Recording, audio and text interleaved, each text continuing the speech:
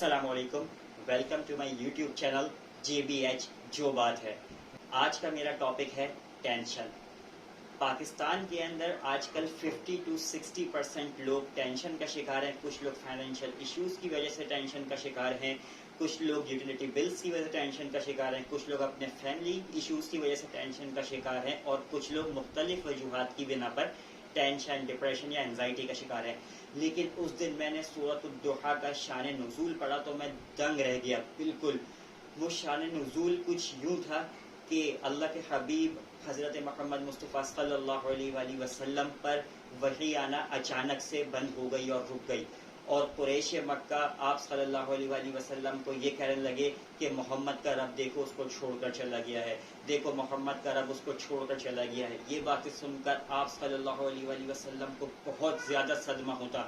اور ایک دن یہی بات حضرت امی خدیجہ رضی اللہ تعالیٰ عنہ نے کہی کہ یا رسول اللہ صلی اللہ علیہ وآلہ وسلم، کہیں اللہ آپ سے ناراض تو نہیں ہے، کہیں اللہ نے آپ کو چھوڑ تو نہیں دیا تھا۔ اپنوں کی یہ بات جو تھی، یعنی کہ رسول اللہ صلی اللہ علیہ وسلم کی زوجہ حضرت امی خدیجہ نے جب یہ بات کہی تو آپ صلی اللہ علیہ وآلہ وسلم کو اتنا ڈپریشن اور اسٹریس اور اتنی ٹینشن ہوئی کہ اسی ٹائم حضرت جبرائیل علیہ السلام اللہ سائی کی طرف سے سورۃ الضحیٰ لے کے نازل ہوئے اور فرمایا والضحیٰ، قسم ہے چاشت کے وقت کی اور دن کے اجالے کی، واللیل اذا سجا، اور تاریکی کی جب وہ پوری طرح چھا جائے، ما ودعک ربک وما قلی، کہ آپ کے رب نے نہ ہی آپ کو چھوڑا ہے اور نہ ہی آپ کا رب آپ سے ناراض ہے۔ یہ وہ بیسک ترجمہ ہے جو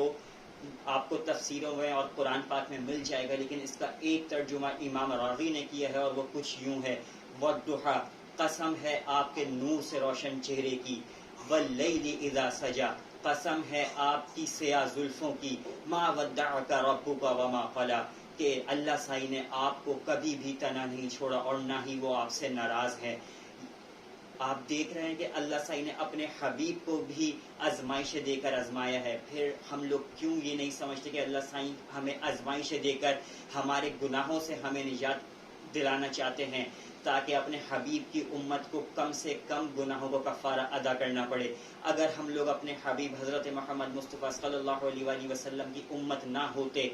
تو ہم لوگ آج کو پتہ نہیں زمین میں گڑ چکے ہوتے، تباہ و برباد ہو چکے ہوتے، دریا میں غرق ہو چکے ہوتے۔ اللہ سائی ہمیں بار بار آزمائش دے کے بتا رہے ہیں، آؤ صراط المستقیم کی طرف، آؤ صراط المستقیم کی طرف۔ ہم لوگ جب بھی کسی بھی چیز کو اللہ سائی کے احکامات پر ترجیح دیں گے تو ہمیں ٹینشن اور ڈپریشن ضرور ہوگا۔ اگر آپ کو میری آج کی ویڈیو پسند آئی ہو تو پلیز میرے چینل کو سبسکرائب کیجیے گا، میرے واسطے دعا کیجیے گا، مجھے اپنی دعا میں یاد رکھیے گا۔ السلام علیکم ورحمۃ اللہ۔